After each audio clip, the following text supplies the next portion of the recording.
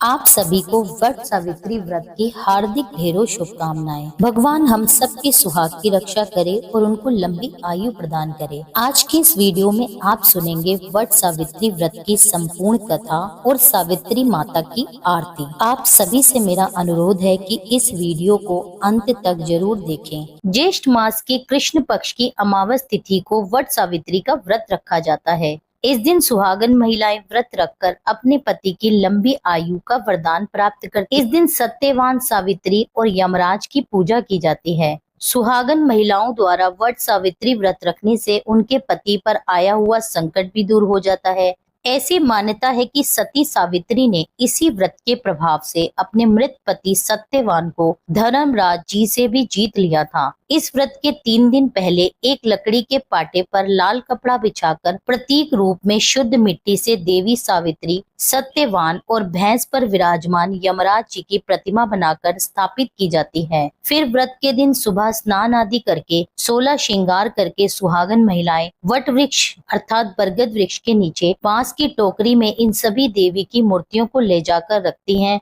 फिर चंदन, रोली, अक्षत, पुष्प, फल, धूप, दीप से मूर्तियों का पूजन किया जाता है। फिर पूजन के बाद सती सावित्रय नमः तथा यम धर्म राजाय नमः मंत्र का जाप करने के बाद कच्चे सूत व रोली को वट वृक्ष की डाली पर बांधकर 7 फेरे लेकर सावित्री और सत्यवान की पवित्र कथा कहती अथवा सुनती हैं। जो भी भक्त सुहागन महिलाएं इस कथा को सच्चे मन से सुने, भगवान की कृपा से उनके पति की लंबी आयु और अच्छा स्वास्थ्य प्राप्त हो। पौराणिक कथा के अनुसार प्राचीन समय में भद्र देश में शाकल वंशी अश्वपति नाम के एक राजा हुआ करते थे। उनका कोई भी पुत्र नहीं था तथा ब्राह्मण के निर्देश पर वे पुत्र कामना से सभी कामनाओं को पूर्ण करने वाली सावित्री देवी अर्थात गायत्री देवी की आराधना करने लगे। कुछ समय के बाद उनकी आराधना से प्रसन्न होकर देवी सावित्री ने राजा को दर्शन दिए और देवी ने कहा, राजन, तुम मेरे नित्य भक्त हो, इसलिए मैं तुम्हें कन्या प्रदान करूंगी। मेरी कृपा से तुम्हें सर्वांग सुंदरी कन्या की प्राप्ति होगी। ऐसा कहकर वे आकाश में बिजली की तरह अदृश्य हो गई। उस राजा की मालती नाम की पतिव्रता पत्नी थी। समय आने पर वह गर्भवती हुई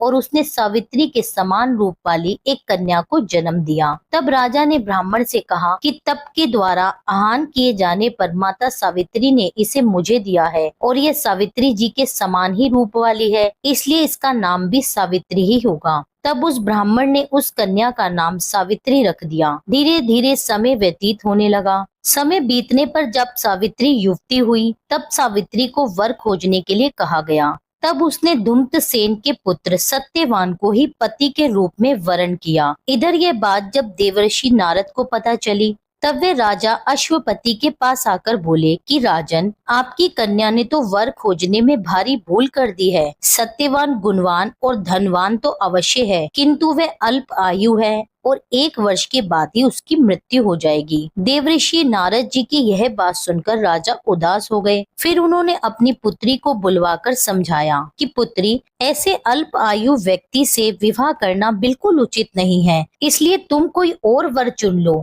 इस पर सावित्री बोली, तात, आर्य कन्या अपने पति का एक बार ही वर्ण करती है, अर्थात एक बार ही अपना वर चुनती है, इसलिए अब चाहे जो भी हो जाए मैं सत्यवान को ही वर के रूप में स्वीकार करूंगी। देवी सावित्री के इस प्रकार अपने संकल्प पर अडिग रहने के कारण आखिरकार राजा अश्वपति को उनका विवाह कराना पड़ा। विवाह का सारा सामान और कन्या को लेकर वृद्ध सचिव सहित राजा उस वन में गए जहां अपना राज्य और अपनी आंखों की रोशनी खो चुके राजा द्वितसेन अपनी रानी और राजकुमार सहित एक वृक्ष के नीचे कुटिया बनाकर रहा करते थे। इस वन में विधि पूर्वक सावित्री और सत्यवान का विवाह संपूर्ण हुआ। वन में रहते हुए अंत्यत कष्ट पाकर भी सावित्री अपने नेत्रहीन सास ससुर और पति की सेवा में लगी रहती। नारद जी के कहे अनुसार जब पति के मरण काल का समय पास आया तब पतिव्रता और धर्म परायण सावित्री ने अपने ससुर से आज्ञा लेकर त्रिरात्र व्रत का अनुष्ठान किया। चौथे दिन आने पर जब सत्यवान ने लकड़ी, फल, फूल लाने के लिए जब जंगल की ओर प्रस्थान किया तब सावित्री भी सास ससुर से आज्ञा लेकर दुखी मन से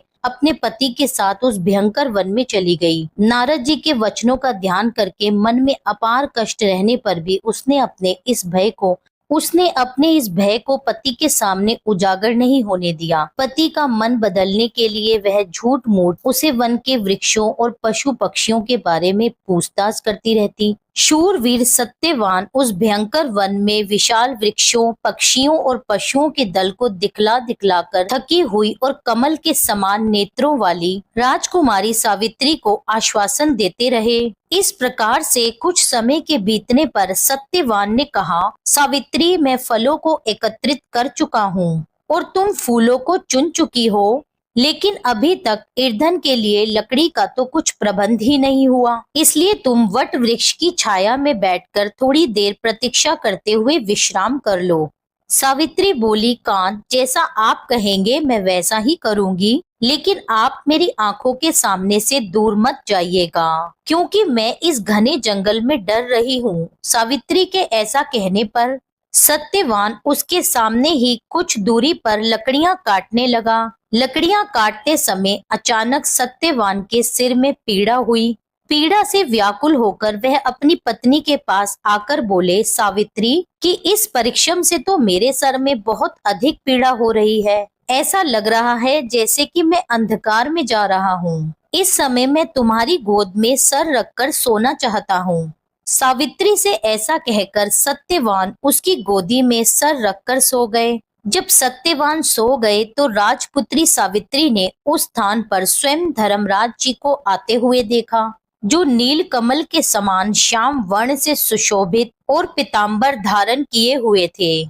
उनके पीछे मृत्यु सहित काल भी था। धर्मराज जी ने उस स्थान पर पहुंचकर उस समय सत्यवान के शरीर से अंगूठे के नाप वाले पुरुष को पाश में बांधकर अपने अधीन कर लिया और उसे खींचकर बड़ी तेजी से दक्षिण दिशा की ओर प्रस्थान किया। प्राण रहित पति को देखकर सावित्री जाते हुए धर्मराज जी के पीछे पीछे चलने लगी और कांपते हुए हृदय से अपने दोनों हाथ जोड़कर बोली, माता की भक्ति से इस लोक, पिता की भक्ति से मध्यम लोक और गुरु की भक्ति से ब्रह्मलोक की प्राप्ति होती है। जो इन तीनों का आदर करता है उसने तो सभी धर्म का पालन कर लिया। जिसने इन तीनों का आदर नहीं किया उसके तो किए हुए समस्त पुण्य कार्य भी निष्फल हो जाते हैं। पुरुष के सारे कर्म माता पिता और गुरु इन्हीं तीनों में समाप्त हो जाते हैं। तब यमराज जी ने कहा, सावित्री, तुम हमसे जिस कामना को पूर्ण कराने के लिए आ रही हो उस कामना को तुम छोड़ दो और यहीं से वापस लौट जाओ। सचमुच संसार में माता पिता और गुरु की सेवा से बढ़कर कोई अन्य धर्म है ही नहीं। तुम्हारा पति गुरुजनों की पूजा में निष्ठा रखने वाला है, किंतु इस प्रकार से तुम्हारा मेरे पीछे पीछे आना मेरे काम में बाधा डाल रहा है, इसलिए तुम लौट जाओ। परंतु सावित्री बोली, हे धर्मराज जी, स्त्रियों का पति ही देवता होता है, पति ही उसको शरण देने वाला होता है, इसलिए साध्वी स्त्रियों को अपने पति का अनुगमन करना चाहिए। पिता, भाई तथा पुत्र परिसीमित संपत्ति देने वाले होते हैं, किंतु पति अपरिमित संपत्ति का दाता है। भला ऐसे पति की कौन स्त्री पूजा नहीं करेगी। सुरोत्तम, आप मेरे पति को जहाँ लेकर जा रहे हैं मुझे भी वहीं लेकर चलिए, नहीं तो मैं अपने प्राण त्याग दूंगी। तब यमराज जी ने कहा, हे पतिव्रता, मैं तुम पर बहुत प्रसन्न हूँ, इसलिए सत्यवान के प्राणों को छोड़कर तुम मुझसे कोई और वरदान मांग लो, देर मत करो। तब सावित्री बोली, हे धर्मज्ञ, जो राज्य से विमुख हो गए हैं तथा जिनकी आंखों की रोशनी चली गई है, ऐसे मेरे महात्मा ससुर को राज्य तथा आंखों की रोशनी प्रदान कीजिए। तब यमराज ने कहा, भद्रे, तुम्हारी ये सभी इच्छाएं पूर्ण होंगी। तब यमराज जी बोले, तुम मेरे पीछे पीछे काफी दूर चली आई हो, तुम्हारे मेरे पीछे पीछे चलने से मेरे काम में विघ्न पड़ेगा और तुम्हें भी थकावट होगी, इसलिए तुम अब वापस लौट जाओ। तब सावित्री कहने लगी, हे देवश्रेष्ठ, सत्पुरुषों के साथ समागम होने पर भला कैसी मेहनत, कैसा परिश्रम और कैसा दुख, विष, अग्नि, सर्प तथा शस्त्र से लोगों को उतना भय नहीं होता जितना कि दुष्टों से होता है। जिस प्रकार सत्पुरुष अपने प्राणों का त्याग करके भी परोपकार करते हैं, उसी प्रकार दुर्जन भी दूसरों को कष्ट देने में तत्पर रहते हैं। यह जगत सत्पुरुषों द्वारा धारण किया जाता है। आप उन सत्पुरुषों के अग्रणी हैं, इसलिए हे देव, आपके पीछे चलते हुए मुझे कोई दुख नहीं हो रहा। यमराज जी बोले, हे विशालाक्षी, तुम्हारे इस धर्म युक्त वचनों से मैं बहुत प्रसन्न हूँ, इसलिए सत्यवान के प्राणों के अलावा तुम कोई दूसरा और कोई वर मांग लो और देर मत करो, यहीं से वापस लौट जाओ।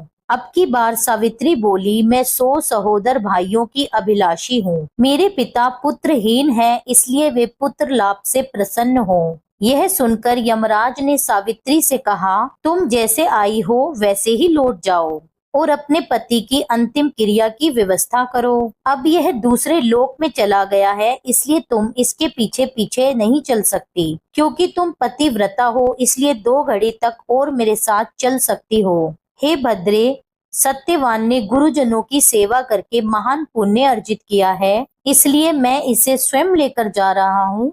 सुंदरी, विद्वान पुरुष को माता पिता और गुरु की सेवा में सदैव तत्पर रहना चाहिए। उनका कभी भी अपमान नहीं करना चाहिए। मनुष्य के जन्म के समय माता पिता जो कष्ट सहन करते हैं, उसका ऋण सैकड़ों वर्षों तक भी चुकाया नहीं जा सकता। इसलिए मनुष्य को सदा माता पिता और गुरु के लिए सर्वदा प्रिय कार्य करना चाहिए, क्योंकि इन तीनों के संतुष्ट होने पर सभी तपस्याएं संपन्न हो जाती हैं। भद्रे, तुम्हारी कही गई सभी बातें पूर्ण होंगी। तुम्हारा कार्य पूरा हो चुका है, अब तुम लौट जाओ। अब सावित्री कहने लगी, हे देव श्रेष्ठ, धर्म उपार्जन के कार्य में कैसी गलानी और कैसा कष्ट। देव, ज्ञानी व्यक्ति को सदैव धर्म उपार्जन करना चाहिए, क्योंकि उसका लाभ सभी लाभों से विशेष महत्वपूर्ण है। प्राणी को चाहिए कि कहीं भी जाए तो उसके पीछे अकेले धर्म ही चाहता है। मित्र, भाई, बंधु कोई भी साथ नहीं देता। इस संसार में और स्वर्ग में मनुष्य जितनी भी प्रकार की उत्तम वस्तुओं भोगों को प्राप्त करता है, वे उनके पुण्य कर्मों का ही फल होता है। इसके उपाय हैं यज्ञ, तप, दान, इंद्रिय निग्रह, क्षमाशील, ब्रह्मचर्य, सत्य, तीर्थ की यात्रा, सत्संग सेवा, गुरुजनों की सेवा तथा ब्राह्मणों की पूजा।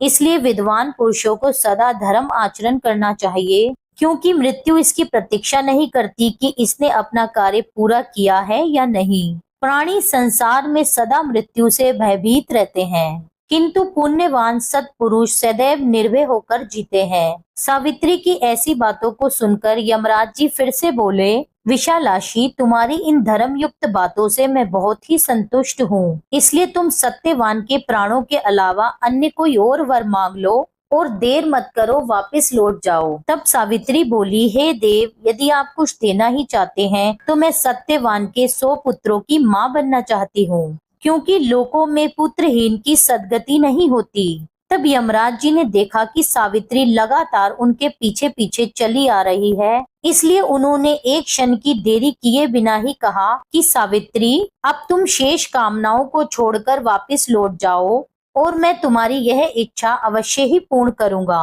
तब सावित्री ने कहा, धर्म अधर्म के विधान को भली भांति जानने वाले देव, आप ही जगत के स्वामी हैं, क्योंकि आप कर्मों के अनुरूप प्रजा का नियमन करते हैं, इसलिए यम नाम से पुकारे जाते हैं। क्योंकि आप धर्म पूर्वक सारी प्रजा को आनंदित करते हैं, इसलिए लोग आपको धर्मराज के नाम से पुकारते हैं। मरने के बाद लोग अपने सत असत दोनों प्रकार के कर्मों को आगे रखकर आपके पास जाते हैं, इसलिए आप मृत्यु कहलाते हैं। सभी प्राणियों के क्षण, काल आदि से समय की आप गणना करते रहते हैं, इसलिए तत्वदर्शी लोग आपको काल के नाम से पुकारते हैं। देवताओं में श्रेष्ठ हे धर्मराज जी, आपकी शरण में आई हुई मुझ दुखिया की रक्षा कीजिए। और अभी अभी आपने मुझे सत्यवान के 100 पुत्रों की माँ होने का आशीर्वाद प्रदान किया है और आप मेरे पति को लेकर जा रहे हैं। मैं पतिव्रता स्त्री हूँ, ऐसे में मैं अपने पति के बिना 100 पुत्रों की माँ कैसे बन सकती हूँ। तब यमराज जी बोले, हे धर्मज्ञ, मैंने तुम्हारी स्तुति और भक्ति देखते हुए तुम्हारे पति सत्यवान को मुक्त कर दिया है। अब तुम सफल मनोरथ होकर वापस लौट जाओ। यह सत्यवान तुम्हारे साथ 500 वर्ष तक राज्य सुख भोग कर अंत काल में स्वर्ग लोक को जाएगा और सत्यवान तुम्हारे गर्भ से 100 पुत्रों को भी उत्पन्न करेगा। वे सब के सब देवताओं के समान तेजस्वी और क्षत्रिय राजा होंगे। तब यमराज जी ऐसा कहकर सत्यवान को छोड़कर काल और मृत्यु के साथ वहीं से अदृश्य हो गए। इसके बाद पतिव्रता सावित्री वहां से जिस मार्ग से गई थी उसी मार्ग से लौटकर उस स्थान पर वापस आई जहां सत्यवान का मृत शरीर पड़ा हुआ था। तब सावित्री सत्यवान के पास जाकर उसके सिर को अपनी गोद में रखकर पहले की तरह ही बैठ गई। उस समय सूर्य देव अस्ताचल को जा रहे थे, अर्थात अस्त हो रहे थे। थोड़ी देर बाद सत्यवान ने अपनी आंखें खोली और उठकर बैठ गए। तब सत्यवान ने सावित्री से पूछा कि वह पुरुष कहाँ चला गया जो मुझे खींचकर लिए जा रहा था। यहाँ सोते सोते तो मेरा पूरा दिन बीत गया, तुमने भी पूरे दिन से कुछ खाया नहीं और वहाँ आश्रम में मेरे माता पिता को भी मेरे कारण दुख भोगना पड़ा। सावित्री, मैं उन्हें देखना चाहता हूँ, चलो जल्दी चलो। तब सावित्री बोली, स्वामी सूर्य तो अस्त हो गए, चलिए अब हम आश्रम को लौट चलें। मैं वही सारी घटना आपको विस्तार पूर्वक बताऊंगी। ऐसा कहकर सावित्री अपने पति के साथ आश्रम में जा पहुंची। इसी समय पत्नी सहित द्युम्नसेन राजा को नेत्र ज्योति प्राप्त हो गई। वह दोनों अपने पुत्र और पुत्र वधू को वापस आता देखकर बहुत प्रसन्न हो गए। सावित्री और सत्यवान ने सब पत्नी क्षत्रिय श्रेष्ठ राजा द्विजसेन को प्रणाम किया। पिता ने अपने पुत्र को गले लगा लिया। उसी समय आनंदित सावित्री ने जैसी घटना घटित हुई थी उसका वर्णन किया और इस रात को अपने व्रत को भी समाप्त किया। इसके अगले दिन प्रातः काल राजा की सारी प्रजा सेना सहित ढोल नगाड़े बजाते हुए राजा को पुनः राज्य प्रदान करने के लिए निमंत्रण देने आई और यह सूचना देने आई कि नेत्रहीन होने के कारण जिस राजा ने आपके राज्य को छीन लिया था वे राजा मंत्रियों के द्वारा मार दिया गया है।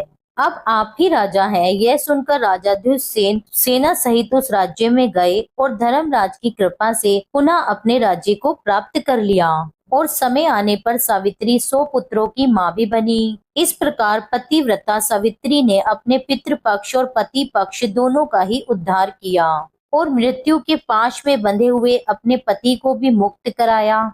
इसलिए मनुष्यों को सदा ही साध्वी स्त्रियों की देवियों के समान पूजा करनी चाहिए, क्योंकि उनकी कृपा से ही यह तीनों लोक स्थित हैं। और जो भी सुहागिन महिला इस कथा को प्रेम पूर्वक सुनती है उसके पति पर आया हुआ संकट काल टल जाता है और उसके पति की दीर्घ आयु होती है।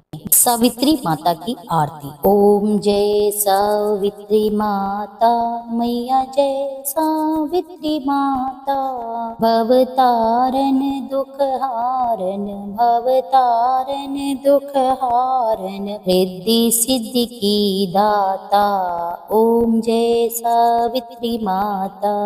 नीम कथाना स्वर्ण काल कुल तू प्रगटी माता, मैया तू प्रगटी माता। कोट निवासी माँ कनवरन तुम्हें ल्याता। ओम जय सावित्री माता।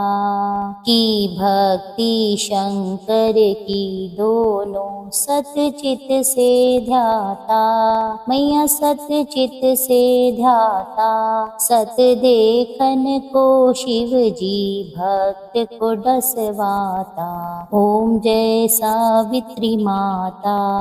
दो सुत सुता तीन मात के उम्र इकतीसा, मैया उम्र इकतीसा। पति संग बैठ चिता पर सुमरियो जगदीशा। ओम जय सावित्री माता। रुका सूरज गिरि अग्नि किरण तो छाई सकलाई। धधक उठी जग ज्वाला, धधक उठी जग ज्वाला। हरे काट माही। ओम जय सावित्री माता। भरी दोपहरी तेरस का दिन चैत मदी दीता। हुई सती सावित्री, हुई सती सावित्री। संवत वत 29। ओम जय सावित्री माता। ब्रह्मा विष्णु महेश शेष सब पुष्पन बरसावे, मैया पुष्पन बरसावे। करे आरती दुर्गा देव धनी गावे। ओम जय सावित्री माता।